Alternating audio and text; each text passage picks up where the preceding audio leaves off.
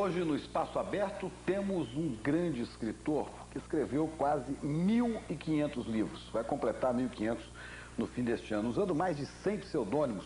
Por aí. Nós estamos em Jardinópolis, região de Ribeirão Preto, São Paulo, e nosso entrevistado é o Rubens Francisco Luchetti. Escritor, Rubens? Olha, eu não tenho nada contra quem usa a palavra escritor, tudo bem. Mas, para mim, no meu caso, soa pejorativo. Eu prefiro mais ser tratado como ficcionista, porque eu vivo da mentira. Quem faz ficção faz mentira. Então, acho que eu sou um grande mentiroso, porque eu invento histórias, quer dizer, eu me sinto bem na invenção, porque eu vivo assim, tanto eu invento o autor, como a própria história. Então, eu me divido. Você usou mais de 100 pseudônimos até hoje? Nem lembro os meus pseudônimos. Lembra alguns? Bom, geralmente que eu usei mais é o Frank Luke, que é um anagrama do meu nome, Theodore Field. E que tipo de literatura é essa? Bom, essa literatura de encomenda. As editoras mantêm uma coleção, uma linha de histórias, né? Você pode chamar de folhetim, seriam folhetins modernos. Então você conta, uma história com tem que ter erotismo, porque hoje tudo tem erotismo, você vê na propaganda, nas novelas. É um romance apimentado. É um romance apimentado.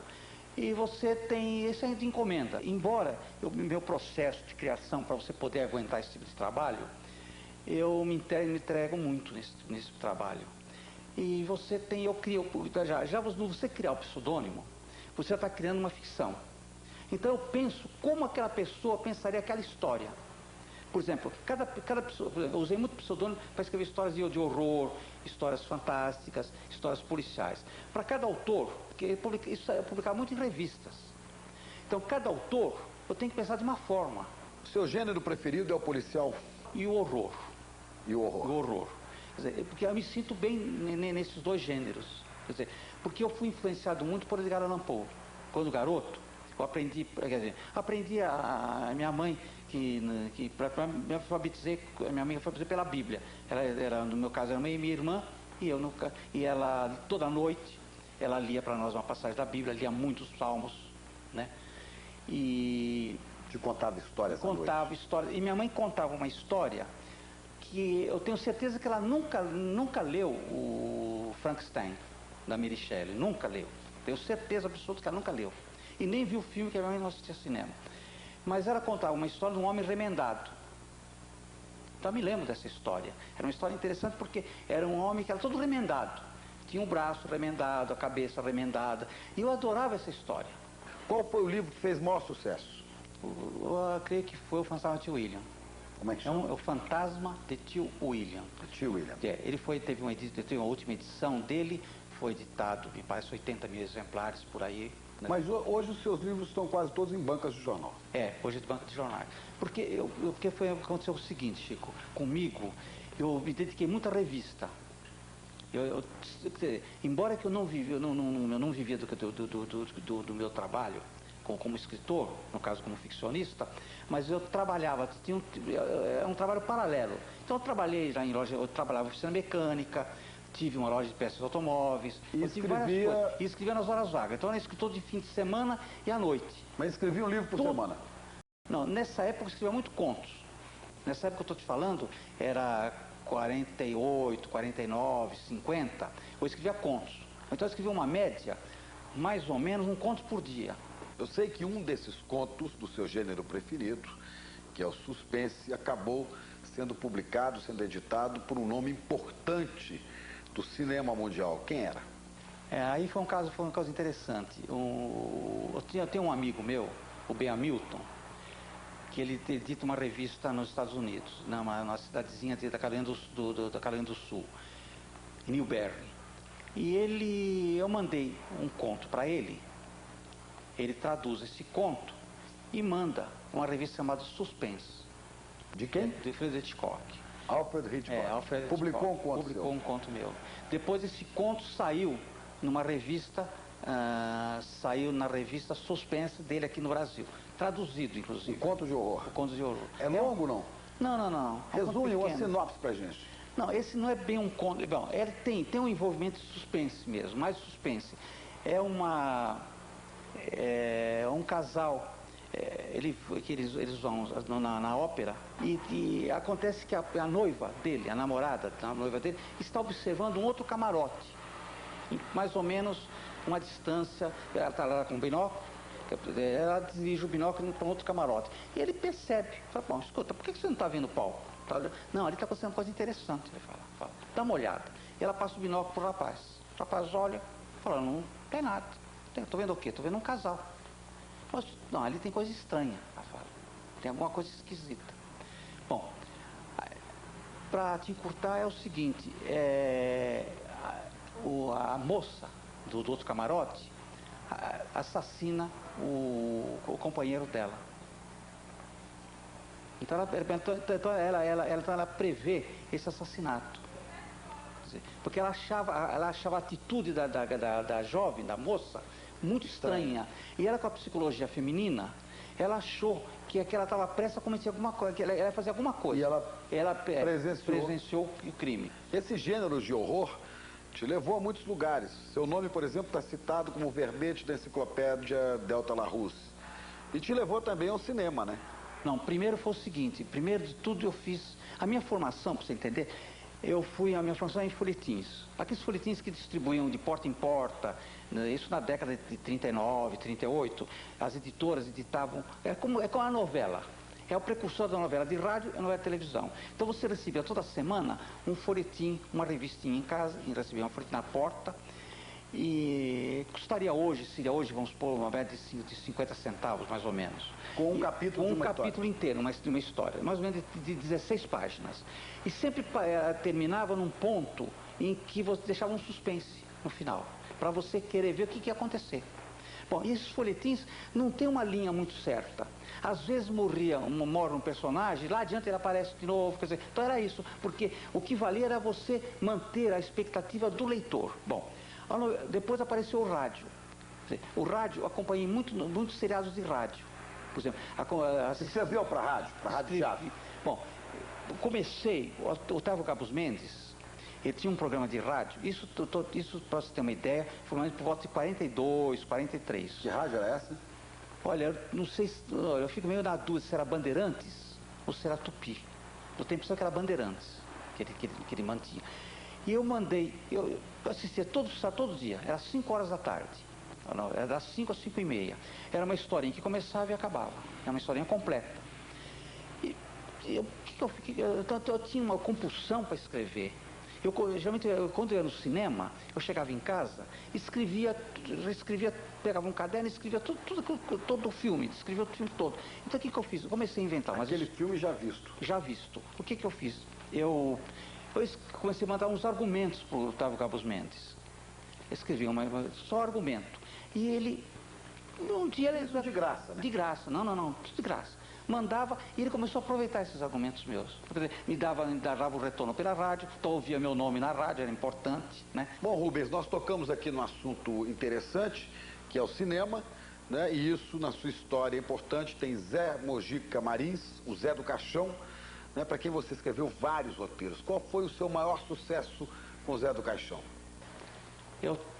Com ele, eu tenho uns 12 ou 13 filmes, mais ou menos, com Mojica. E ele deve ter uns 10 roteiros com ele, inéditos. Porque eu trabalhei para o Mojica 2 anos e pouco, quase 3 anos. Eu era funcionário do Mojica. Qual foi o filme mais famoso? Bom, no meu caso, eu acho que foi... Não tenho certeza. O Estranho Mundo de Zé do Caixão. É um filme muito premiado. Mundo de Zé do Caixão. O Estranho Mundo de Zé do Caixão. Esse é um filme que foi muito premiado no exterior, muito falado. São 3 histórias, sendo que uma foi um desafio para mim, porque ela não tem uma palavra, a história. É uma história de um vendedor de balões de gás, e um corcunda que vende balões de gás. A Iris Bruce faz o papel Agora, jovem. Você ganhou um festival de Gramado? Ganhei com o filme O Segredo da Múmia. O Segredo da Múmia, dirigido por Ivan Cardoso, que para mim também é um dos bons filmes que eu acho que da minha filmografia, que eu gosto, é justamente O Estranho Mundo, esse O Segredo da Múmia. Depois tem feito com o Mujica também, eu fiz um outro roteiro para ele, que ele, com o título de Ritual dos Sádicos, ficou preso na censura durante 18 anos, Depois foi liberado. Quando liberado, foi rebatizado com o Despertar da Besta.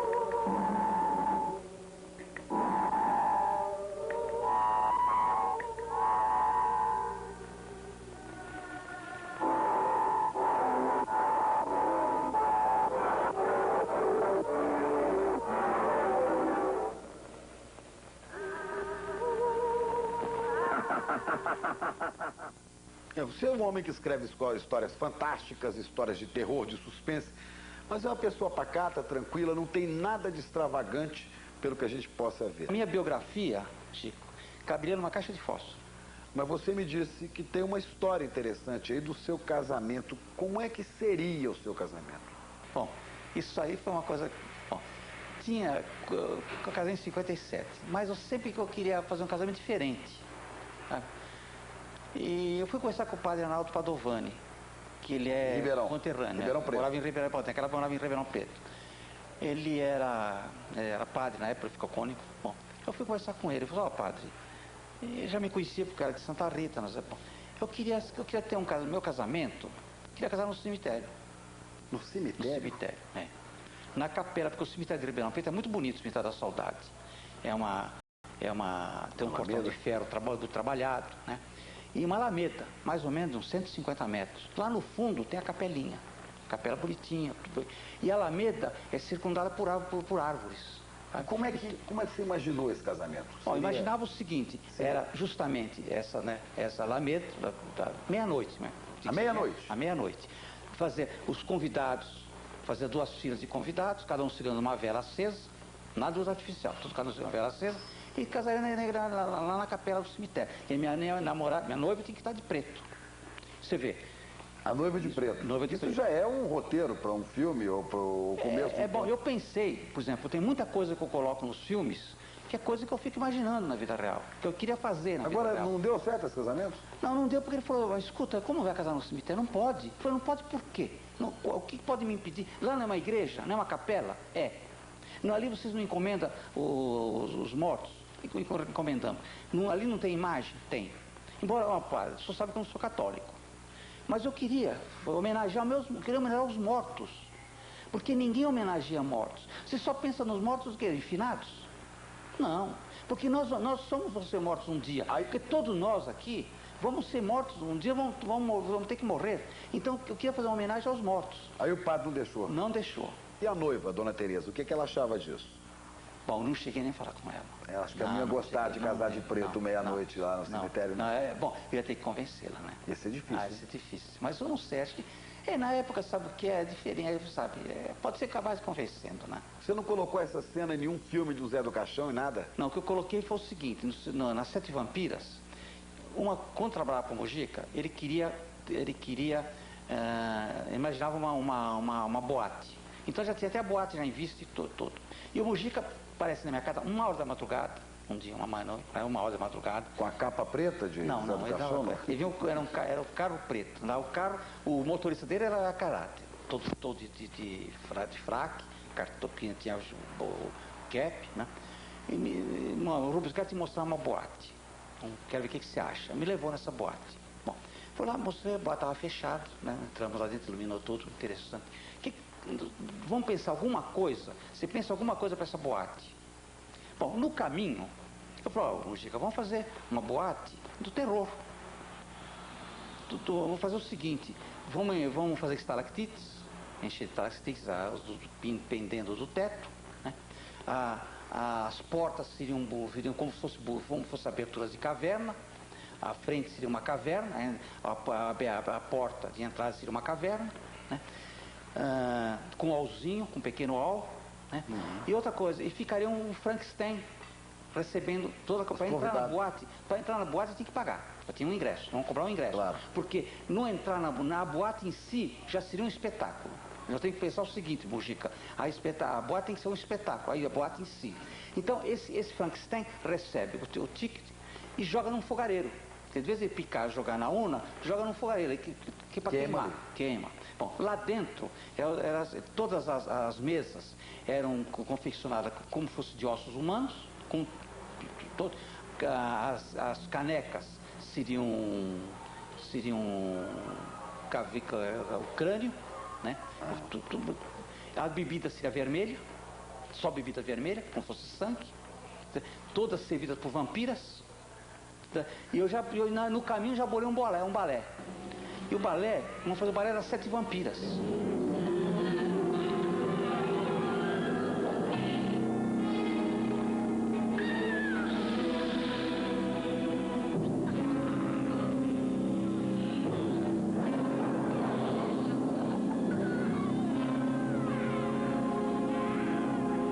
Da sua querida, da sua bela Nayara, já não existe mais nada humano.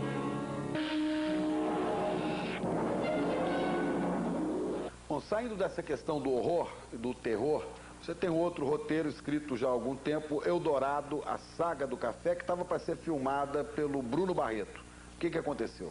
O Bruno, na ocasião, porque quem é o produtor dessa fita? É o Edgar de Castro. Ele me encomendou... Ele tem os direitos autorais da fita? Tem os direitos autorais da fita. Quando ele me encomendou essa fita, esse roteiro, foi mais ou menos por volta de 84. Foi 84. Eu não estava muito interessado, porque o meu gênero não tinha nada a ver com o que o Edgar queria. Quer dizer, ele queria uma história de imigrantes, né? Imigrantes da região aqui de Ribeirão Preto, que é muito rica em histórias, né? Então ele trabalhava em São Paulo e vinha todo fim de semana, ele trabalhava no Palácio, lá para Bandeirantes, e vinha toda semana em Ribeirão, e me cobrava, já começou a história, já começou o roteiro. Eu digo, não dá, não tenho nada a ver com esse tipo de roteiro. Até que comecei, por dó do Edgar, eu comecei a escrever, e me apaixonei pela história. Foi criada uma personagem chamada Gisele, uma francesa, porque tinha o seguinte, em Ribeirão Preto, na década de 20, tinha um cassino. Ribeirão Preto, que é uma cidade famosíssima, era famosa em Paris, era conhecido Ribeirão Preto. Vinha as atrizes, as coretas vinham da França, direto para Ribeirão Preto. Não parava nem em São Paulo, nem em Rio de Janeiro. Elas desciam em Santos e vinham para Ribeirão Preto. Então tinha um cassino que era isso tudo no esplendor do café. Esplendor do café. Ainda é atual? É uma produção viável? O roteiro está atualizado, quer dizer, é um roteiro de época, mas seria viável e daria uma excelente novela de rádio, de televisão. Eu acho que está pronta para uma novela de televisão. Você fez roteiro para novela de televisão? Não. De rádio, sim? Rádio eu fiz de tudo no rádio. Eu fiz seriado, porque eu fiz o seriado de rádio e fiz novela, porque o seriado de rádio tem uma diferença. O seriado de rádio... É uma história de cada vez? Não, o seriado de rádio é o seguinte, é uma história em capítulos que você faz seguindo o mesmo esquema de uma história em quadrinho, ou de um seriado de cinema, sabe? É o mesmo esquema, porque a minha formação é em cima dos fascículos, né? Em cima das histórias em quadrinho e do seriado de cinema. Então, sofri muita influência desse universo todo. Agora, escreveu também programas de rádio assim para um conto de cada vez? Fiz também. Qual foi o maior sucesso seu no rádio? Bom, o sucesso, por incrível que pareça, foi o Escorpião Escarlate, que não foi uma história completa. Ela foi feita em 30 capítulos. Levou um mês. O Escorpião Escarlate, que depois virou filme. Virou filme com o Ivan Cardoso. Ali eu procurei colocar no Escorpião Escarlate, a própria novela de rádio, e fiz uma conexão também com O Anjo, que foi uma novela de rádio da Rádio Nacional. Então eu peguei uma novela de rádio que eu apresentei aqui em Ribeirão Preto, com o Anjo da novela da Rádio Nacional. E fiz uma conexão entre os dois. Fotonovela? Você fez também? Fiz fotonovelas.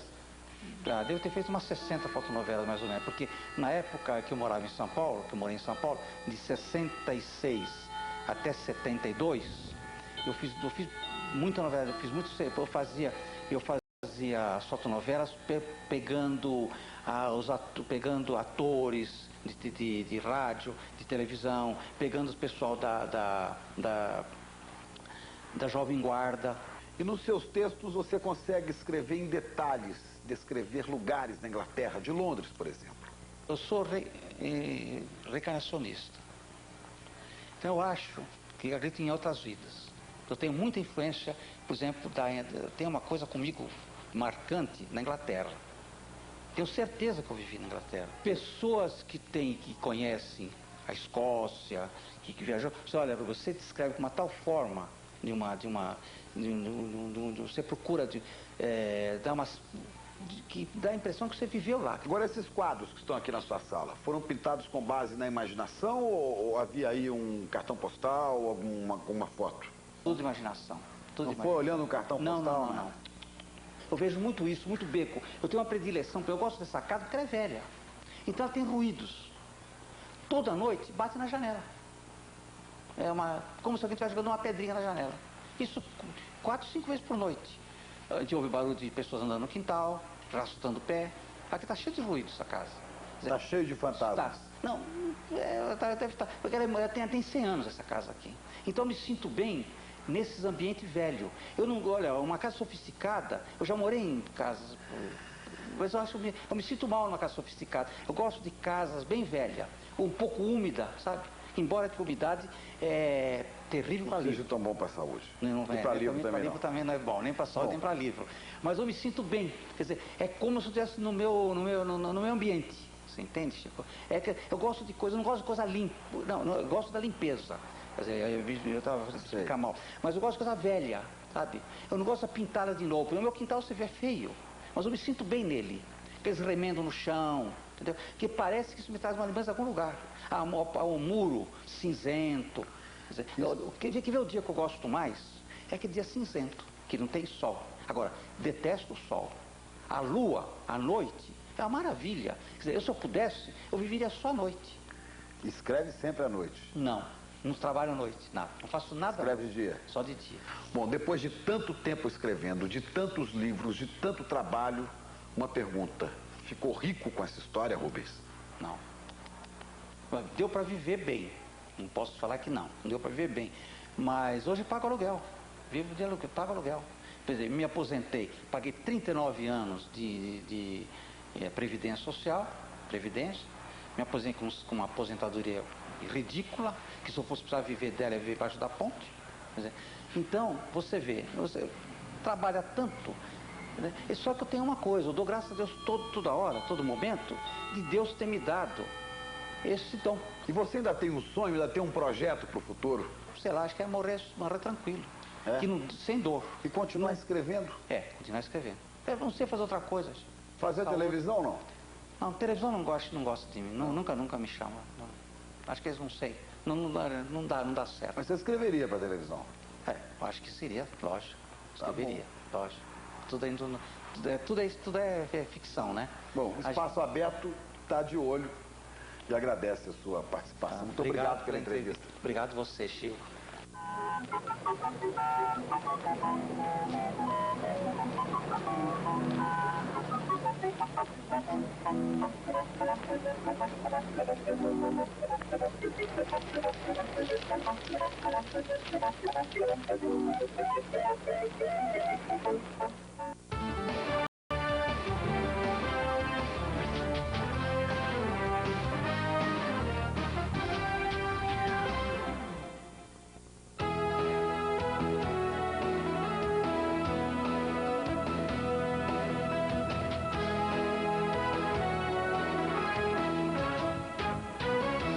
A crise da água no país não é mais exclusividade do sertão nordestino, ela atinge cada vez mais e duramente as regiões metropolitanas e também cidades médias do interior, no tripé escassez, poluição e desperdício. É o que vamos conversar com os especialistas Mendes Tami, secretário de Saneamento de São Paulo, e Hugo da Rosa, da Metro Engenharia, em nosso Espaço Aberto. Espaço Aberto com Joelmir Betting, neste domingo, 9h30 da noite.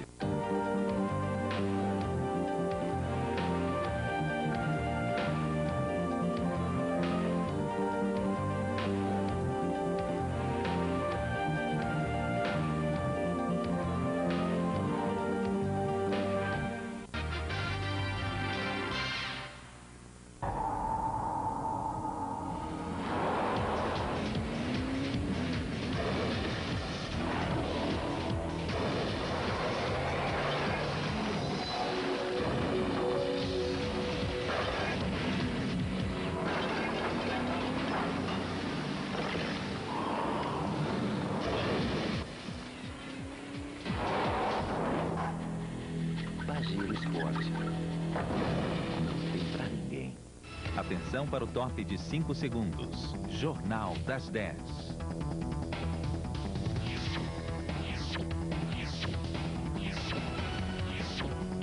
United Airlines, a maior companhia aérea do mundo.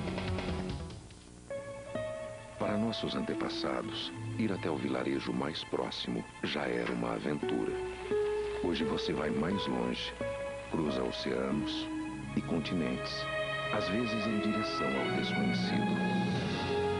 A United Airlines torna suas viagens tranquilas para mais de 210 destinos nos Estados Unidos e de lá para o mundo. United. A vida é uma viagem. Aproveite. Jornal das 10. Apoio Fiat Maré 2.4. Ainda mais impecável. Interligue, descomplique. De qualquer lugar para qualquer lugar. Disque 23. E iCard Unibanco, o cartão da internet. Esse é iCard, o primeiro cartão de crédito virtual do mundo. Com iCard, você tem acesso grátis à internet. E é o único cartão de crédito 100% seguro. Você recebe um e-mail confirmando cada compra. E qualquer despesa que não foi feita por você, o Unibanco paga. E eu quero ver você conseguir perder o seu iCard ou alguém roubar. iCard, o cartão da internet. Não fique em casa sem ele. Quando quero ligar para o Rio, só disco, ó, 23. Eu também, quando quero ligar para São Paulo, só uso 23. É muito mais fácil de lembrar, não é? Oh, muito mais. E não precisa ficar decorando um monte de números. É que a cabecinha não tá dando para tanta informação, né, Maria? Até que dá, viu, Letícia? Não fui eu que nasci loira. Poderosa. Maravilhosa. Gostosa. Vitaminada. Descomplique. De qualquer lugar para qualquer lugar. Disque 23. Novo Maré 2.4. 160 cavalos com sistema drive-by-wire, airbag de série, CD player, ar-condicionado automático, fire prevention system e principalmente pisca-pisca. Novo Maré 2.4, ainda mais impecável. Boa noite, eu sou Mônica Carvalho e estes são os destaques de hoje no Brasil e no mundo. A Embrapa pede a intervenção do governo para liberar 80 toneladas de carne de boi retidas na fronteira com a Argentina, com suspeita de contaminação de febre aftosa. O pedido pegou o ministro da Agricultura de surpresa. Eu não recebi essa informação ainda. Se o nosso ministro conseguir essa liberação dessas exportações,